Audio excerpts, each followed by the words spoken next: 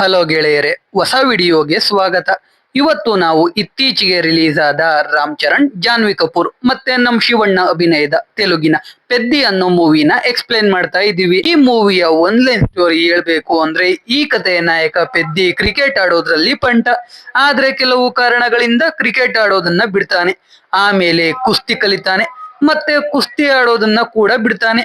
ಪೆದ್ದಿ ಹೀಗೆ ಎಲ್ಲಾ ಗೇಮ್ಗಳನ್ನ ಬಿಟ್ಟಿದ್ದು ಯಾಕೆ? ಪೆದ್ದಿ ಯಾರು, ಅವನ ಕತೆ ಏನು, ಕಡೆಗೆ ಪೆದ್ದಿ ಏನ್ ಮಾಡ್ತಾನೆ ಅಂತ ನಾವು ಮೂವಿ ನೋಡ್ತಾ ತಿಳ್ಕೊಳ್ಳೋಣ. ಬನ್ನಿ ವಿಡಿಯೋ ಶುರು ಮಾಡೋಣ.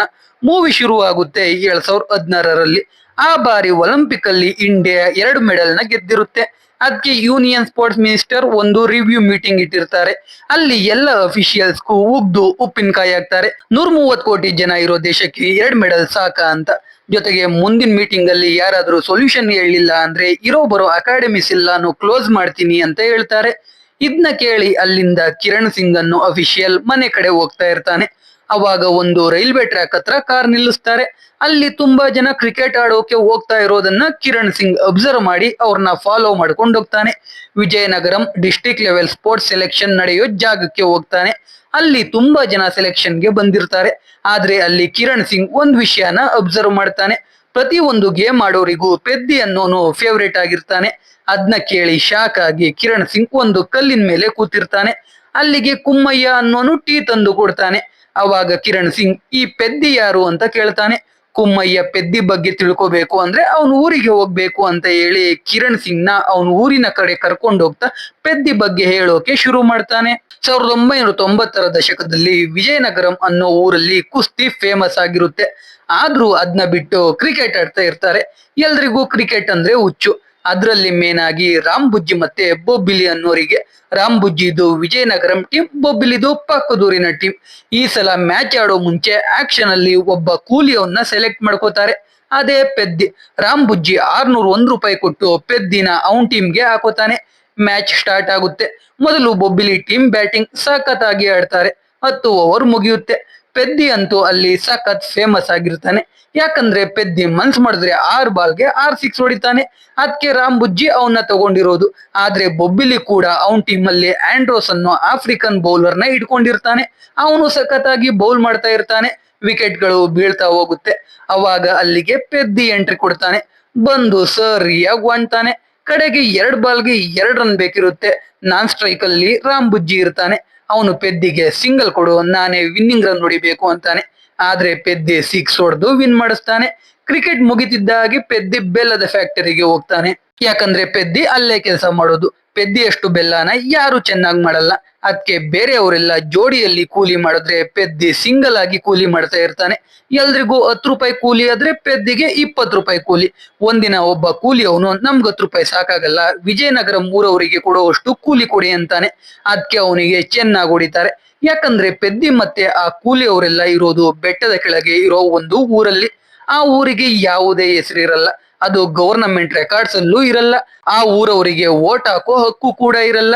ಅದಕ್ಕೆ ಎಲ್ರು ಅವ್ರನ್ನ ಕೀಳಾಗಿ ನೋಡ್ತಾ ಇರ್ತಾರೆ. ಅವರಿಗೆ ಕಡಿಮೆ ಕೂಲಿ ಕೊಡ್ತಾ ಇರ್ತಾರೆ. ವಿಜಯನಗರಮಿಂದ ಆ ಊರಿಗೆ ಹೋಗೋಕೆ ಒಂದಿನ ನಡ್ಕೊಂಡು ಹೋಗ್ಬೇಕಿರುತ್ತೆ. ಊರಿನ ಪಕ್ಕಾನೆ ಟ್ರೈನ್ ಹೋಗ್ತಾ ಇರುತ್ತೆ. ಆದ್ರೆ ಅಲ್ಲಿ ನಿಲ್ಲಿಸ್ತಾ ಇರಲ್ಲ. ಆ ಟ್ರೈನ್ ನ ಹೇಗಾದ್ರೂ ಆ ಊರಲ್ಲಿ ನಿಲ್ಸೋ ಹಾಗೆ ಮಾಡೋಕೆ ಅಪ್ಪಲ ಸೂರಿ ಅನ್ನೋನು 30 ವರ್ಷದಿಂದ ಆ ಟ್ರೈನ್ ಬರೋವಾಗ ಕೆಂಪು ಬಾವುಟ ಹಾರಿಸ್ತಾ ಇರ್ತಾನೆ. ಆದ್ರೆ ಒಂದಿನ ಕೂಡ ಆ ಟ್ರೈನ್ ಅಲ್ಲಿ ನಿಂತಿರಲ್ಲ. ಅಪ್ಪಲ ಸೂರಿ ಯಾರಿಗೆ ಎಷ್ಟೇ ಪತ್ರ ಬರೆದ್ರು ಅದು ಯೂಸ್ ಆಗ್ತಾ ಇರಲ್ಲ. ಪೆದ್ದಿ ಅಪ್ಪಲ ಸೂರಿಗೆ ಇದನ್ನೆಲ್ಲ ನಿಲ್ಸು ಅಂತ ಹೇಳ್ತಾ ಇರ್ತಾನೆ. ಆದ್ರೆ ಅಪ್ಪಲ ಸೂರಿ ಪೆದ್ದಿ ಮಾತನ್ನ ಕೇಳ್ತಾ ಇರಲ್ಲ. ಪೆದ್ದಿಗೆ ತಂದೆ ಇರಲ್ಲ, ಕೇವಲ ತಾಯಿ ಮಾತ್ರ ಇರ್ತಾರೆ. ಇದು ಪೆದ್ದಿ ಮತ್ತೆ ಅವನ ಊರಿನ ಪರಿಸ್ಥಿತಿ. ಇವಾಗ ನಮಗೆ ಈ ಕಥೆಯ ನಾಯಕಿ ಅಚ್ಚಿಯಮ್ಮನ ತೋರಿಸ್ತಾರೆ. ಅವಳ ತಂದೆ ಸುಭದ್ರರಾವ್ ತುಂಬಾ ವರ್ಷದಿಂದ ಎಲೆಕ್ಷನ್ಗೆ ನಿಂತ್ಕೊಂಡ್ರು ಒಂದ್ಸಲ ಕೂಡ ಗೆದ್ದಿರಲ್ಲ. ಅದಕ್ಕೆ ಅಚ್ಚಿಯಮ್ಮ ಅವ್ರ ಕಬ್ಬಿನ ಗದ್ದೆಗೆ ಅವಳೇ ಬೆಂಕಿ ಇಟ್ಟು ಆಪೋಸಿಟ್ ಕ್ಯಾಂಡಿಡೇಟ್ ಭಾಸ್ಕರ್ ರಾವ್ ಬೆಂಕಿ ಹಚ್ಚಿರೋದು ಅಂತ ಎಲ್ರಿಗೂ ಹೇಳಿ ಸಿಂಪತಿ ತಗೊಳ್ತಾ ಇರ್ತಾಳೆ. ಅಲ್ಲಿ ಪೆದ್ದಿ ಅಚ್ಚಿಯಮ್ಮನ ನೋಡ್ತಾನೆ. ಅವನಿಗೆ ಅಚ್ಚಿಯಮ್ಮ ಇಷ್ಟ ಆಗ್ತಾಳೆ. ಅವನು ಹೇಗಾದ್ರೂ ಅಚ್ಚಿಯಮ್ಮಗೆ ಮುತ್ ಕೊಡ್ಬೇಕು ಅಂತ ಡಿಸೈಡ್ ಆಗ್ತಾನೆ. ಅದೇ ರೀತಿ ಆ ದಿನ ರಾತ್ರಿ ಅಚ್ಚಿಯಮ್ಮನ ಮನೆಯಲ್ಲಿ ಎಲ್ಲ ಜನಗಳಿಗೂ ದುಡ್ಡು, ಗುಂಡು, ಸೀರೆ ಎಲ್ಲಾನು ಹಂಚುತ್ತಾ ಇರ್ತಾರೆ. ಪೆದ್ದಿ ಕಾಂಪೌಂಡಾರಿ ಒಳಗೆ ಬರ್ತಾನೆ. ಅಚ್ಚಿಯಮ್ಮ ಅವಳ ರೂಮ್ಗೆ ಹೋಗ್ತಾಳೆ. ಪೆದ್ದಿ ಕೂಡ ಅವಳಿಂದೇನೆ ಹೋಗ್ತಾನೆ. ಪೆದ್ದಿ ಫ್ರೆಂಡ್ ಕರೆಂಟ್ ಹೋಗುವ ಹಾಗೆ ಮಾಡ್ತಾನೆ. ಪೆದ್ದಿ ಕತ್ಲೆಯಲ್ಲಿ ಅಚ್ಚಿಯಮ್ಮಗೆ ಮುತ್ ಕೊಟ್ಟು ಓಡೋಗ್ಬಿಡ್ತಾನೆ. ಮಾರನೇ ದಿನ ರಾತ್ರಿ ಅಚ್ಚಿಯಮ್ಮ ಒಂದು ಸಭೆ ಇಟ್ಕೊಂಡಿರ್ತಾಳೆ. ಅದ್ರಲ್ಲಿ ಎಲ್ರಿಗೂ ಅವಳ ತಂದೆಗೆ ವೋಟ್ ಹಾಕ್ಬೇಕು ಅಂತ ಹೇಳ್ತಾ ಇರ್ತಾಳೆ. ಅದ್ನ ಪೆದ್ದಿ ಕೂಡ ನೋಡ್ತಾ ಇರ್ತಾನೆ. ಅವನು ಹೋಗಿ ಅಚ್ಚಿಯಮ್ಮಗೆ ಅವನೇ ಮುತ್ಕೊಟ್ಟಿದ್ದು ಅಂತ ಹೇಳ್ತೀನಿ ಅಂತ ಸ್ಟೇಜ್ ಹತ್ರ ಹೋಗ್ತಾನೆ. ಭಾಸ್ಕರ್ ರಾವ್ ಮಗ ರಾಮ್ ಬುಜ್ಜಿ ಹೇಗಾದ್ರೂ ಅಚ್ಚಿಯಮ್ಮನ ಮಾನ ಮರ್ಯಾದೆ ತೆಗಿಬೇಕು ಅಂತ ಅವನ್ ತಮ್ಮನ ಕಳಿಸಿ ಅಚ್ಚಿಯಮ್ಮನ ಲಂಗದ ದಾರ ಕಟ್ ಮಾಡಿಸ್ತಾನೆ. ಅದ್ನ ನೋಡಿ ಪೆದ್ದಿ ಟೆಂಟ್ ದಾರ ಕಟ್ ಮಾಡಿ ಅಚ್ಚಿಯಮ್ಮನ ಮಾನನ ಕಾಪಾಡ್ತಾನೆ. ಈ ಕಡೆ ರಾಮ್ ಬುಜ್ಜಿ ಅವನ್ ಗ್ಯಾಂಗ್ ಜೊತೆ ಯಾರ್ ಟೆಂಟ್ ದಾರ ಕಟ್ ಮಾಡಿದ್ದು ಅಂತ ಮಾತಾಡ್ತಾ ಇರ್ತಾನೆ. ಅವಾಗ ಆ ಜಾಗದ ಕರೆಂಟ್ ಹೋಗುತ್ತೆ. ಪೆದ್ದಿ ಬಾಯಲ್ಲಿ ಟಾರ್ಚ್ ಹಿಡ್ಕೊಂಡು ಬಂದು ಎಲ್ರಿಗೂ ಹಿಗ್ಗ ಮುಗ್ಗ ಹೊಡಿತಾನೆ. ರಾಮ್ ಬುಜ್ಜಿಗೆ ಅದು ಪೆದ್ದಿನೇ ಅಂತ ಗೊತ್ತಾಗುತ್ತೆ. ಪೆದ್ದಿ ಎಲ್ರಿಗೂ ಹೊಡೆದು ರಾಮ್ ಬುಜ್ಜಿ ತಮ್ಮನ ಬೆತ್ತಲೆ ಮಾಡಿ ಮರದ ಮೇಲೆ ಹಾಕಿ ಹೋಗ್ತಾನೆ. ಇಲ್ಲಿಗೆ ಸೀನ್ ಕಟ್ ಆದ್ರೆ ಇವಾಗ ನಮಗೆ ತಾಲೂಕ್ ಲೆವೆಲ್ ಕುಸ್ತಿ ಪಂದ್ಯನ ತೋರಿಸ್ತಾರೆ. ಅಲ್ಲಿ ನಮಗೆ ನಮ್ ಶಿವಣ್ಣನ ತೋರಿಸ್ತಾರೆ. ಶಿವಣ್ಣನ ಹೆಸರು ಗೌರ್ ನಾಯ್ಡು ಅಂತ. ಅವ್ರ ಶಿಷ್ಯ ವೀರಭದ್ರುಡು. ಯಾವಾಗ್ಲೂ ಅವನೇ ಕುಸ್ತಿ ಗೆಲ್ತಾ ಇರ್ತಾನೆ. ಈ ಸಲ ಕೂಡ ಅವನೇ ಕುಸ್ತಿ ಗೆಲ್ತಾನೆ. ಆದ್ರೆ ಪಟ್ಟುಗಳನ್ನ ಕರೆಕ್ಟ್ ಆಗಿ ಹಾಕಲ್ಲ. ಇಲ್ಲೀಗಲ್ ಪಟ್ಟುಗಳನ್ನೆಲ್ಲ ಹಾಕ್ತಾ ಇರ್ತಾನೆ. ಅದಕ್ಕೆ ಗೌರ್ ನಾಯ್ಡುಗೆ ಬೇಜಾರಾಗುತ್ತೆ. ಆದ್ರೆ ವೀರಭದ್ರಗೆ ಗೆಲ್ಲೋದ್ ಮಾತ್ರ ಮುಖ್ಯ ಆಗಿರುತ್ತೆ. ಈ ಕಡೆ ಮತ್ತೆ ಕ್ರಿಕೆಟ್ ಮ್ಯಾಚ್ ಶುರು ಆಗುತ್ತೆ. ಮತ್ತೆ ಪೆದ್ದಿನ ಹರಾಜ್ ಕೂಗ್ತಾರೆ. ಆದ್ರೆ ಈ ಸಲ ರಾಮ್ ಬುಜ್ಜಿ ಹರಾಜ್ ಕೂಗಲ್ಲ, ಕೇವಲ ಬೊಬ್ಬಿಲಿ ಕೂಗ್ತಾನೆ. ಅದು ಕೂಡ ₹1 ಅಷ್ಟೇ. ಆ ರಾಮ್ ಬುಜ್ಜಿ ಪೆದ್ದಿಗೆ ಮ್ಯಾಚ್ ಅಲ್ಲಿ ಅವಮಾನ ಮಾಡ್ಬೇಕು ಅಂತ ಬೊಬ್ಬಿಲಿ ಜೊತೆ ಮಾತಾಡ್ಕೊಂಡು ಈ ರೀತಿ ಪ್ಲಾನ್ ಮಾಡಿರ್ತಾನೆ. ಇವಾಗ ಪೆದ್ದಿ ₹1ಗೆ ಬೊಬ್ಬಿಲಿ ಟೀಮ್ಗೆ ಆಡ್ಬೇಕಾಗಿರುತ್ತೆ. ಮೊದಲು ರಾಮ್ ಬುಜ್ಜಿ ಟೀಮ್ ಬ್ಯಾಟಿಂಗ್ ಆಡುತ್ತೆ. 10 ಓವರ್ ಮುಗಿಯುತ್ತೆ. ನೆಕ್ಸ್ಟ್ ಬೊಬ್ಬಿಲಿ ಟೀಮ್ ಅವರೆಲ್ಲ ಬೇಕು ಬೇಕು ಅಂತಾನೆ ಔಟ್ ಆಗ್ತಾ ಇರ್ತಾರೆ.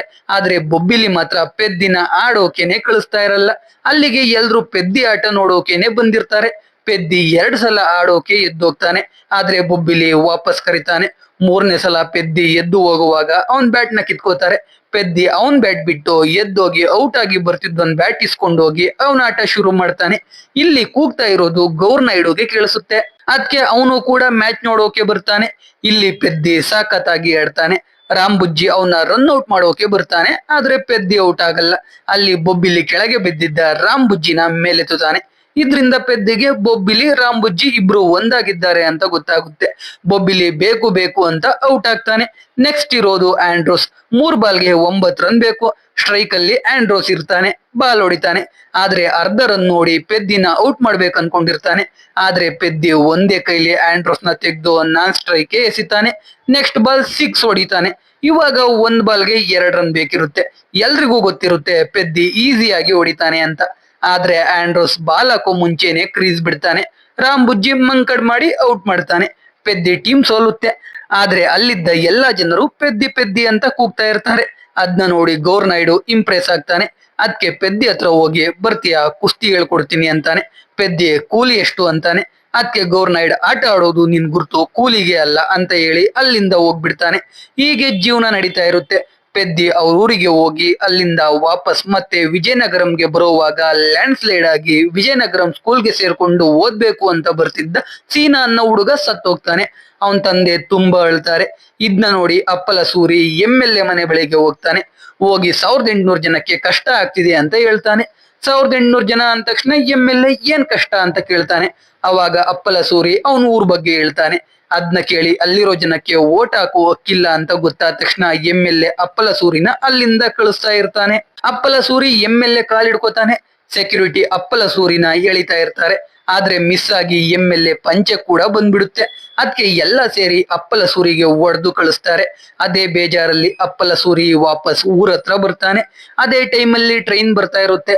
ಅಪ್ಪಲ ಸೂರಿ ಕೆಂಪು ಬಟ್ಟೆ ತಗೊಂಡು ಈ ಸಲ ಟ್ರೈನ್ ಟ್ರ್ಯಾಕ್ ಮೇಲೇನೆ ನಿಂತ್ಕೊಂಡು ಬಾವುಟ ಹಾರಿಸ್ತಾ ಇರ್ತಾನೆ. ಅದ್ನ ನೋಡಿ ಪೆದ್ದಿ ಓಡ್ ಬರ್ತಾನೆ. ಆದ್ರೆ ಟ್ರೈನ್ ಅಷ್ಟರಲ್ಲಿ ಅಪ್ಪಲ ಸೂರಿಗೆ ಗುದ್ಕೊಂಡು ಹೋಗ್ಬಿಡುತ್ತೆ.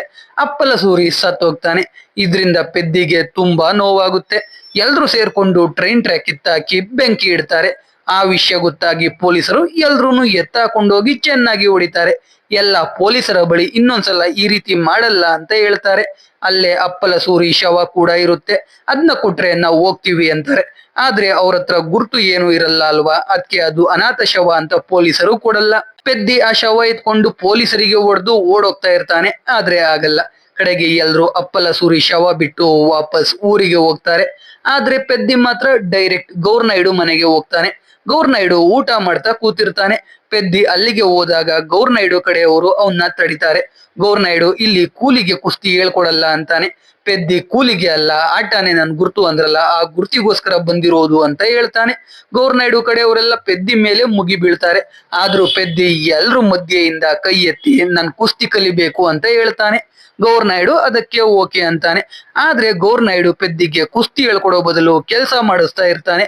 ತೊಟ್ಟಿಗೆ ನೀರ್ ತುಂಬೋದು, ಭತ್ತದ ಮೂಟೆ ಎತ್ತಾಕೋದು, ಜೊತೆಗೆ ನೀರಲ್ಲಿ ಮುಳುಗೋದು. ಗೌರ್ನಾಯ್ಡು 300 ಹುಣಸೆ ಬೀಜ ಲೆಕ್ಕ ಹಾಕೋವರೆಗೂ ವೀರಭದ್ರ ನೀರಲ್ಲಿ ಮುಳುಗ್ತಾ ಇದ್ರೆ ಪೆದ್ದಿ ಕೇವಲ 160 ಹುಣಸೆ ಬೀಜಕ್ಕೆ ಸುಸ್ತಾಗ್ತಾ ಇರ್ತಾನೆ. ಅದಕ್ಕೆ ಇದೇ ರೀತಿ ಪ್ರತಿದಿನ ಕೆಲಸ ಮಾಡಿಸ್ತಾ ಇರ್ತಾನೆ. ಈ ಕಡೆ ಪೆದ್ದಿ ಇಲ್ಲ ಅಂದ್ರೆ ಆ ಊರವರಿಗೆ ಬೆಲ್ಲದ ಫ್ಯಾಕ್ಟರಿಯಲ್ಲಿ ಕೆಲಸ ಇಲ್ಲ ಅಂತ ಓನರ್ ಹೇಳ್ತಾನೆ. ಅದಕ್ಕೆ ಊರವರೆಲ್ಲ ಬಂದು ಪೆದ್ದಿ ಹತ್ರ ವಾಪಸ್ ಬಾ ಅಂತ ಕರೀತಾರೆ. ಆದ್ರೆ ಪೆದ್ದಿ ಬರಲ್ಲ ಅಂತಾನೆ. ಅದಕ್ಕೆ ಎಲ್ರು ಪೆದ್ದಿಗೆ ಬೈಕೊಂಡು ಅಲ್ಲಿಂದ ವಾಪಸ್ ಹೋಗ್ತಾರೆ. ಕಡೆಗೆ ಪೆದ್ದಿ ರೆಡಿ ಆದ ಅಂತ ಗೊತ್ತಾದಾಗ ಗೌರ್ನಾಯ್ಡು ಪೆದ್ದಿಗೆ ಕುಸ್ತಿ ಹೇಳ್ಕೊಡೋಕೆ ಶುರು ಮಾಡ್ತಾನೆ. ಪೆದ್ದಿ ಕೂಡ ಅಷ್ಟೇ ನಿಷ್ಠೆಯಿಂದ ಕಲಿತಾ ಹೋಗ್ತಾನೆ. ಇವಾಗ ಪೆದ್ದಿ 300 ಹುಣಸೆ ಬೀಜ ಲೆಕ್ಕ ಹಾಕಿದ್ರು ನೀರಿಂದ ಮೇಲೇನೆ ಎದ್ದೇಳ್ತಾ ಇರಲ್ಲ. ಇದರಿಂದ ಗೌರ್ನಾಯ್ಡುಗೆ ಪೆದ್ದಿ ಮೇಲೆ ಕಾನ್ಫಿಡೆನ್ಸ್ ಜಾಸ್ತಿ ಆಗುತ್ತೆ. ಒಂದಿನ ಪೆದ್ದಿನ ನೋಡೋಕೆ ಅಚ್ಚಿಯಮ್ಮ ಬರ್ತಾಳೆ. ಅವಳಿಗೆ ಅವಳ ಮಾನ ಕಾಪಾಡಿದ್ದು ಪೆದ್ದಿನೇ ಅಂತ ಗೊತ್ತಾಗಿರುತ್ತೆ. ಬಂದು ಥ್ಯಾಂಕ್ಸ್ ಹೇಳಿ ಹೋಗ್ತಾಳೆ. ಹೋಗ್ತಾ ಅವಳಿಗೆ ಅವನೇ ಕಿಸ್ ಮಾಡಿದ್ದು ಅಂತ ಕೂಡ ಗೊತ್ತಾಗುತ್ತೆ. ಅದಕ್ಕೆ ಅವಳು ಪೆದ್ದಿಗೆ ಬೈತಾಳೆ. ಪೆದ್ದಿ ಅವಳನ್ನ ಇಷ್ಟಪಡ್ತಿರೋದಾಗಿ ಹೇಳ್ತಾಳೆ. ಅಷ್ಟೇ ಅಚ್ಚಿಯಮ್ಮ ಕೂಡ ಪ್ರೀತಿಯಲ್ಲಿ ಬಿದ್ದು ಪೆದ್ದಿಗೆ ಮುತ್ತು ಕೊಟ್ಟು ಹೋಗ್ತಾಳೆ. ಮಾರನೇ ದಿನ ತಾಲೂಕ್ ಲೆವೆಲ್ ಪಂದ್ಯ ಇರುತ್ತೆ. ಈ ಸಲ ಗೌರ್ನಾಯ್ಡು ಪೆದ್ದಿನ ಅಖಾಡಕ್ಕೆ ಇಳಿಸ್ತಾನೆ. ಆಪೋಸಿಟ್ ಕೋಚ್ ಗೌರ್ನಾಯ್ಡುಗೆ ವೀರಭದ್ರ ಮೇಲೆ ಸೋತ್ರೆ ಅದಕ್ಕೆ ಬೆಲೆ ಇರುತ್ತೆ, ಈ ಕೂಲಿಯವನ್ ಮೇಲ್ ಗೆದ್ರು ಅದಕ್ಕೆ ಬೆಲೆ ಇರಲ್ಲ ಅಂತಾನೆ. ಅದಕ್ಕೆ ಪೆದ್ದಿ ನಾನು ಒಬ್ನೇ ಆಡ್ತೀನಿ, ನಿಮ್ ಕಡೆಯಿಂದ ಇಬ್ರುನ ಕಳಿಸಿ ಅಂತಾನೆ. ಅದಕ್ಕೆ ಆ ಕಡೆ ಅವನು ಒಪ್ಕೊಂಡು ಇಬ್ರುನ ಕಳಿಸ್ತಾನೆ. ಫಾರ್ ದಿ ಫಸ್ಟ್ ಟೈಮ್ ಒಬ್ಬ ಕುಸ್ತಿಪಟು ಇಬ್ರು ಕುಸ್ತಿಪಟುಗಳ ಜೊತೆ ಕುಸ್ತಿ ಆಡ್ತಾ ಇರೋದು. ಪಂದ್ಯ ಶುರು ಆಗ್ತಿದ್ದ ಹಾಗೆ ಆ ಇಬ್ರು ಸೇರ್ಕೊಂಡು ಪೆದ್ದಿಗೆ ಸರಿಯಾಗಿ ಹೊಡಿತಾರೆ. ಅವನ್ ಬೆನ್ನನ್ನ ನೆಲಕ್ಕೆ ಟಚ್ ಮಾಡ್ಸೋಕೆ ಟ್ರೈ ಮಾಡ್ತಾರೆ. ಆದ್ರೆ ಪೆದ್ದಿ ಬಿಡಲ್ಲ. ಇವಾಗ ಪೆದ್ದಿ ಅವನ್ ಕ್ರಿಕೆಟ್ ಆಟ ನೆನ್ಪ್ ಮಾಡ್ಕೊಂಡು ಕ್ರಿಕೆಟ್ ಕುಸ್ತಿ ಎರಡು ಮಿಕ್ಸ್ ಮಾಡಿ ಅವ್ರಿಬ್ರು ನೆಲ ಕಚ್ಚಿಸ್ತಾನೆ. ಕಡೆಗೆ ಪೆದ್ದಿ ಗೆಲ್ತಾನೆ. ಗೌರ್ನಾಯ್ಡು ಖುಷಿ ಆಗ್ತಾನೆ. ಆದ್ರೆ ವೀರಭದ್ರ ಕೋಪದಲ್ಲಿರ್ತಾನೆ. ಜೊತೆಗೆ ಆ ಊರಲ್ಲಿ ಗಲಾಟೆ ಕೂಡ ಶುರುವಾಗುತ್ತೆ. ಡಿಸ್ಟ್ರಿಕ್ಟ್ ಲೆವೆಲ್ ಅಲ್ಲಿ ಪೆದ್ದಿ ಕುಸ್ತಿ ಆಡೋದಾದ್ರೆ ಅವನು ವಿಜಯನಗರಂ ಊರಿನ ಹೆಸರಿನಿಂದಾನೇ ಆಡ್ಬೇಕು ಅಂತಾರೆ. ಆದ್ರೆ ಗೌರ್ನಾಯ್ಡುಗೆ ಗೊತ್ತಿರುತ್ತೆ ಪೆದ್ದಿ ಆಡ್ತಾ ಇರೋದೇ ಗುರುತಿಗೋಸ್ಕರ, ಅವನ್ ಗುರುತನ್ನ ಚೇಂಜ್ ಮಾಡ್ಕೊಳ್ಳಲ್ಲ ಅಂತ. ಆದ್ರೆ ಪೆದ್ದಿ ವಿಜಯನಗರಂ ಊರಿನವನು ಅಂತ ಗುರುತ್ ಚೇಂಜ್ ಮಾಡೋಕೆ ಒಪ್ಕೊಂಡು ಪೇಪರ್ ಮೇಲೆ ಹೆಬ್ಬೆಟ್ ಕೂಡ ಹಾಕ್ತಾನೆ. ಅದನ್ನ ನೋಡಿ ಪೆದ್ದಿ ಊರವರೆಲ್ಲ ಅನ್ಕೊಂಡಾಗೆ ಪೆದ್ದಿ ಚೇಂಜ್ ಆದ ಅಂತ ಅಲ್ಲಿಂದ ಬೇಜಾರಲ್ಲಿ ಹೋಗ್ಬಿಡ್ತಾರೆ. ಇವಾಗ ಗೌರ್ನಾಯ್ಡು ಇಂಡಿಯಾದಲ್ಲಿ ಇರೋ ಎಲ್ಲಾ ಕುಸ್ತಿಪಟುಗಳಿಗೆ ಒಂದು ಚಾಲೆಂಜ್ ಆಗ್ತಾನೆ. ಪೆದ್ದಿನ ಸೋಲ್ಸಿ ಗೌರ್ನಾಯ್ಡು ಕಾಲಲ್ಲಿ ಇರೋ ಖಡ್ಗನ ಗೆಲ್ಲೋಕೆ. ಅದನ್ನ ರಣಧೀರ್ ಸಿಸೋಡಿಯಾ ಅನ್ನೋ ಒಬ್ಬ ಕೋಚ್ ನೋಡ್ತಾನೆ. ಈ ಸಿಸೋಡಿಯಾ ಇರೋದು ರಾಜಸ್ಥಾನಲ್ಲಿ. ಸ್ಪೋರ್ಟ್ಸ್ ಕಮಿಟಿಯಲ್ಲೂ ಕೂಡ ಇರ್ತಾನೆ. ಈ ಸಿಸೋಡಿಯಾ ವಂಶಸ್ಥರು ಯಾವತ್ತು ಕುಸ್ತಿಯಲ್ಲಿ ಸೋತಿರಲ್ಲ. ಆದ್ರೆ ಈ ರಣಧೀರ್ ಸಿಸೋಡಿಯಾ 30 ವರ್ಷದ ಹಿಂದೆ ಗೌರ್ನಾಯ್ಡುಗೆ ಸೋತಿರ್ತಾನೆ. ಜೊತೆಗೆ ಅವನ್ ಕೈಯಿಂದಾನೆ ಗೌರ್ನಾಯ್ಡು ಕಾಲಿಗೆ ಖಡ್ಗ ಹಾಕಿರ್ತಾನೆ. ಅವಾಗ ಸಿಸೋಡಿಯಾಗೆ ಎಲ್ರೂ ಮುಂದೆ ಅವಮಾನ ಆಗಿರುತ್ತೆ. ಇವಾಗ ವಾಪಸ್ ಆ ಖಡ್ಗ ಗೆಲ್ಲೋ ಸಮಯ ಬಂದಿರುತ್ತೆ. ಆದ್ರೆ ಪೆದ್ದಿ ಡಿಸ್ಟ್ರಿಕ್ಟ್ ಲೆವೆಲ್ ಅಲ್ಲಿ ಆಡಿ ಸೋತೋದ್ರೆ ಸಿಸೋಡಿಯಾ ಖಡ್ಗ ಗೆಲ್ಲೋಕೆ ಆಗಲ್ಲ ಅಂತ ಅವನು ಸ್ಪೋರ್ಟ್ಸ್ ಕಮಿಟಿಯಲ್ಲಿದ್ಕೆ ಪೆದ್ದಿನ ಡೈರೆಕ್ಟ್ ನ್ಯಾಷನಲ್ಸ್ಗೆ ಸೆಲೆಕ್ಟ್ ಮಾಡ್ತಾನೆ. ಗೌರ್ನಾಯ್ಡ್ಗೂ ಇದೇ ಬೇಕಿರುತ್ತೆ. ನ್ಯಾಷನಲ್ ಶುರು ಆಗುತ್ತೆ. ಮೊದಲು ಆಂಧ್ರಗೂ ಬಿಹಾರ್ಗೂ ಮ್ಯಾಚ್ ಇರುತ್ತೆ. ಅದ್ರಲ್ಲಿ ಪೆದ್ದಿ ಗೆಲ್ತಾನೆ. ಕರ್ನಾಟಕ ಮತ್ತೆ ರಾಜಸ್ಥಾನ್ಗೂ ಮ್ಯಾಚ್ ಇರುತ್ತೆ. ಅದ್ರಲ್ಲಿ ಸಿಸೋಡಿಯಾ ಗೆಲ್ತಾನೆ. ನೆಕ್ಸ್ಟ್ ಸೆಮಿಫೈನಲ್ಸ್ ಪೆದ್ದಿ ಮತ್ತೆ ಸಿಸೋಡಿಯಾಗೂ ಮ್ಯಾಚ್ ಇರುತ್ತೆ. ಆ ದಿನ ರಾತ್ರಿ ಸಿಸೋಡಿಯಾ ಪ್ರಾಕ್ಟೀಸ್ ಮಾಡ್ತಾ ಇರ್ತಾನೆ. ಅವನು ಏನೇ ಪಟ್ಟ ಹಾಕಿದ್ರು ಕೋಚ್ ಸಾಕಾಗಲ್ಲ ಅಂತ ಇರ್ತಾನೆ. ಕಡೆಗೆ ಅವನು ಕೋಚ್ನೆ ಸೋಲಿಸ್ತಾನೆ. ಅವಾಗ ಅಲ್ಲಿಗೆ ವೀರಭದ್ರ ಬಂದು ಇದು ಕೂಡ ಸಾಕಾಗಲ್ಲ ಅಂತ ಹೇಳ್ತಾ ಒಂದ್ ವಿಷಯ ರಿವೀಲ್ ಮಾಡ್ತಾನೆ. ಅದೇನೆಂದ್ರೆ ವೀರಭದ್ರ ಕೋಪದಲ್ಲಿ ಪೆದ್ದಿ ಬಲಗಾಲಿಗೆ ನೋವು ಮಾಡಿರ್ತಾನೆ. ಪೆದ್ದಿ ಅವನ್ ಕಾಲ್ ನೋವನ್ನ ಮುಚ್ಚಿಟ್ಟು ಅದಕ್ಕೆ ಏಟಾಗದೆ ಇರೋ ರೀತಿ ನೋಡ್ಕೊಂಡು ಕುಸ್ತಿ ಆಡ್ತಾ ಇರ್ತಾನೆ. ಅದನ್ನ ವೀರಭದ್ರ ಹೇಳಿ ನೀವು ಗೆಲ್ಬೇಕಂದ್ರೆ ಅವನ್ ಕಾಲನ್ನ ಟಾರ್ಗೆಟ್ ಮಾಡಿ ಅಂತಾನೆ. ಅದೇ ರೀತಿ ಮಾರನೇ ದಿನ ಮ್ಯಾಚ್ ಶುರು ಆಗುತ್ತೆ. 2 ನಿಮಿಷದ 3 ರೌಂಡ್ಗಳು ಇರುತ್ತೆ. ಮೊದಲನೇ ರೌಂಡ್ ಅಲ್ಲಿ ಪೆದ್ದಿ ಗೆಲ್ತಾನೆ. 2ನೇ ರೌಂಡ್ ಅಲ್ಲಿ ಸಿಸೋಡಿಯಾ ಗೆಲ್ತಾನೆ. 3ನೇ ರೌಂಡ್ ಶುರು ಆಗ್ತಿದ್ದ ಹಾಗೆ ಸಿಸೋಡಿಯಾ ಪೆದ್ದಿ ಬಲಗಾಲ್ ಮೇಲೆ ಅಟ್ಯಾಕ್ ಮಾಡ್ತಾನೆ. ಪೆದ್ದಿ ನೋವಲ್ಲೇ ಫೈಟ್ ಮಾಡ್ತಾ ಇರ್ತಾನೆ. ಕಡೆಗೆ ಪೆದ್ದಿ ಅವನ್ ಎಲ್ಲಾ ಭಾರನು ಬಲಗಾಲ್ ಮೇಲೇನೆ ಬಿಟ್ಟು ಸಿಸೋಡಿಯಾನ ಎತ್ತಿ ಬಿಸಾಕಿ ಆ ಮ್ಯಾಚ್ ನ ಗೆಲ್ತಾನೆ. ಆದ್ರೆ ಅಲ್ಲೇ ಕೆಳಗೆ ಬೀಳ್ತಾನೆ. ಆಸ್ಪತ್ರೆಗೆ ಸೇರಿಸ್ತಾರೆ. ಪೆದ್ದಿಗೆ ಎಚ್ಚರ ಆಗುತ್ತೆ. ಡಾಕ್ಟರ್ ಪೆದ್ದಿ ಮಂಡಿ ಡ್ಯಾಮೇಜ್ ಆಗಿದೆ, ಇನ್ನು ಪೆದ್ದಿಗೆ ಕುಸ್ತಿ ಆಡೋಕೆ ಆಗಲ್ಲ ಅಂತಾರೆ. ಪೆದ್ದಿ ಫೈನಲ್ಸ್ ಆಡ್ಲೇಬೇಕಿರುತ್ತೆ. ಫೈನಲ್ಸ್ ಗೆದ್ದು ಎಲ್ರಿಗೂ ಅವನ ಊರಿನ ಬಗ್ಗೆ ಹೇಳ್ಬೇಕು ಅಂತ ಅನ್ಕೊಂಡಿರ್ತಾನೆ. ಆದ್ರೆ ಫೈನಲ್ಸ್ ಆಗಿ 3 ದಿನ ಆಗೋಗಿರುತ್ತೆ. ಪೆದ್ದಿ 3 ದಿನ ಆದ್ಮೇಲೆ ಎಚ್ಚರ ಆಗಿರ್ತಾನೆ. ಇದು ಗೊತ್ತಾಗಿ ಪೆದ್ದಿಗೆ ತುಂಬಾ ನೋವಾಗುತ್ತೆ. ಅದಕ್ಕೆ ಪೆದ್ದಿ ವಾಪಸ್ ಅವನ ಊರಿಗೆ ಹೋಗಲ್ಲ, ಟ್ರೈನ್ ಅಲ್ಲಿ ಊರಿಗೆ ವಾಪಸ್ ಬರೋದು ಅಂತ ಹೇಳಿ ಡೈರೆಕ್ಟ್ ಡೆಲ್ಲಿಗೆ ಹೋಗ್ತಾನೆ. ಅವನ್ ಸೆಮಿಫೈನಲ್ ಗೆದ್ದಿರೋದು ಪೇಪರ್ ಅಲ್ಲಿ ಬಂದಿರುತ್ತೆ. ಆ ಪೇಪರ್ ಹಿಡ್ಕೊಂಡು ಮಂತ್ರಿಗಳನ್ನ ಭೇಟಿ ಆಗ್ತಾನೆ. ಅವರು ಸೆಂಟ್ರಲ್ ರೈಲ್ವೆ ಮಿನಿಸ್ಟರ್ ಮಾತ್ರ ನಿಮ್ಮೂರ್ಗೆ ಸ್ಟೇಷನ್ ಕೊಡೋಕೆ ಸಾಧ್ಯ ಅಂತ ಹೇಳ್ತಾರೆ. ಆದ್ರೆ ಪೆದ್ದಿಗೆ ಅವ್ರನ್ನ ಮೀಟ್ ಮಾಡೋಕೆನೆ ಆಗ್ತಾ ಇರಲ್ಲ. ಡೆಲ್ಲಿಲೆ ಚಿಕ್ಕ ಪುಟ್ಟ ಕೆಲಸ ಮಾಡ್ಕೊಂಡು ಕಡೆಗೂ ಮಂತ್ರಿನ ಭೇಟಿ ಆಗ್ತಾನೆ. ಆ ಪೇಪರ್ ತೋರಿಸಿ ನನ್ ಕಾಲ್ ಮುರಿದೋಯ್ತು ಅಂತ ಫೈನಲ್ಸ್ ಆಡೋಕೆ ಆಗ್ಲಿಲ್ಲ ಅಂತ ಹೇಳ್ತಾನೆ. ಅದಕ್ಕೆ ಆ ಮಂತ್ರಿ ಸೋತೋಗಿ ಸುಳ್ಳು ಹೇಳ್ತಾ ಇದೆಯಾ, ಇಲ್ಲಿ ಗೆದ್ದೋರಿಗೆ ಮಾತ್ರ ಬೆಲೆ ಅಂತ ಹೇಳ್ತಾನೆ. ಅದನ್ನ ಕೇಳಿ ಪೆದ್ದಿಗೆ ತುಂಬಾ ಬೇಜಾರಾಗುತ್ತೆ. ಅದಕ್ಕೆ ಪೆದ್ದಿ ವಾಪಸ್ ಡೆಲ್ಲಿಯಿಂದ ಊರಿಗೆ ಹೋಗುವಾಗ ಯಾವುದೋ ಗೇಮ್ ನ ನೋಡ್ತಾನೆ. ಹಾಗೆ ಟ್ರೈನ್ ಹತ್ತಿ ವಾಪಸ್ ಹೋಗುವಾಗ ಅವನ್ ಕಾಲನ್ನ ಪೋಲ್ಗೆ ಕೊಡ್ತಾನೆ. ಅವನ್ ಬಲ್ಗಾಲು ಮುರ್ದೆ ಹೋಗುತ್ತೆ. ಆಪರೇಷನ್ ಮಾಡ್ತಾರೆ. ಅವನ್ ಕಾಲಿಗೆ ಬ್ಲೇಡ್ ಹಾಕೋತಾನೆ. ನಿಮ್ಗೆಲ್ಲ ಬ್ಲೇಡ್ ರನ್ನರ್ಸ್ ಬಗ್ಗೆ ಗೊತ್ತು ಅನ್ಕೋತೀನಿ. ಅವನು ಬ್ಲೇಡ್ ರನ್ನರ್ ತರ ರನ್ನಿಂಗ್ ಕಲಿತಾನೆ. ಒಲಿಂಪಿಕ್ಗೆ ಸೆಲೆಕ್ಟ್ ಆಗ್ತಾನೆ. ಅದು ಗೊತ್ತಾಗಿ ಅವನ ಊರವರೆಲ್ಲ ರಾಮ್ ಬುಜ್ಜಿ ಮನೆಗೆ ಟಿವಿ ನೋಡೋಕೆ ಹೋಗ್ತಾರೆ. ಇವಾಗ ರಾಮ್ ಬುಜ್ಜಿ ಒಳ್ಳೆಯವನಾಗಿರ್ತಾನೆ. ಎಲ್ರು ಒಂದೇ ರೀತಿ ನೋಡ್ತಾ ಇರ್ತಾನೆ. ಕೆಲವರು ಅಚ್ಚಿ ಅಮ್ಮನ ಮನೆಗೆ ಹೋಗ್ತಾರೆ. ಅಚ್ಚಿ ಅಮ್ಮನ ತಂದೆ ಅವಳಿಗೆ ಮದುವೆ ಆಗು ಅಂತ ಹೇಳ್ತಾ ಇರ್ತಾರೆ. ಅದಕ್ಕೆ ಅವಳೇ ತಾಳಿ ಕಟ್ಕೊಂಡು ಪೆದ್ದಿನೇ ಅವಳ ಗಂಡ ಅಂತ ಫಿಕ್ಸ್ ಆಗಿರ್ತಾಳೆ. ಇನ್ನು ಕೆಲವರು ಗೌರ್ ನಾಯ್ಡು ಮನೆಗೆ ಹೋಗ್ತಾರೆ. ಎಲ್ಲ ಟಿವಿಯಲ್ಲಿ ರನ್ನಿಂಗ್ ರೇಸ್ ನೋಡ್ತಾ ಇರ್ತಾರೆ. ಅದು 400 ಮೀಟರ್ ರೇಸ್ ಶುರು ಆಗುತ್ತೆ. ಪೆದ್ದಿ ಓಡ್ತಾ ಇರ್ತಾನೆ. ಅವಾಗ ಅವನಿಗೆ ಟ್ರೈನ್ ಟ್ರ್ಯಾಕ್ ಮೇಲೆ ಓಡ್ತಾ ಇರೋ ರೀತಿ ಫೀಲ್ ಆಗುತ್ತೆ. ಮುಂದೆ ಅವನಿಗೆ ಅಪ್ಪಲ ಸೂರಿ ನಿಂತಿರೋ ರೀತಿ ಕಾಣಿಸುತ್ತೆ. ಹಾಗೆ ಹಿಂದೆಯಿಂದ ಟ್ರೈನ್ ಬಂದು ಗುದ್ದ ಹಾಗೆ ಫೀಲ್ ಆಗಿ ಪೆದ್ದಿ ಬಿದ್ದೋಗ್ತಾನೆ. ಆಮೇಲೆ ಮತ್ತೆ ಎದ್ದು ಓಡೋಕೆ ಶುರು ಮಾಡ್ತಾನೆ. ಎಲ್ರು ಹಿಡ್ದು ಓಡೋಗಿ ರೇಸ್ ನ ಕೂಡ ಗೆಲ್ತಾನೆ. ಅವನಿಗೆ ಗೋಲ್ಡ್ ಮೆಡಲ್ ಹಾಕೋಕೆ ಹೋಗ್ತಾರೆ. ಅವಾಗ ಅವನು ಮೆಡಲ್ ಬೇಡ ಅಂತಾನೆ, ಮೈಕ್ ಬೇಕು ಅಂತಾನೆ. ಮೈಕಲ್ಲಿ ಮಾತಾಡೋಕು ಶುರು ಮಾಡ್ತಾನೆ. ಅವ್ರ ಕಷ್ಟದ ಬಗ್ಗೆ ಹೇಳ್ಕೊಳ್ತಾನೆ.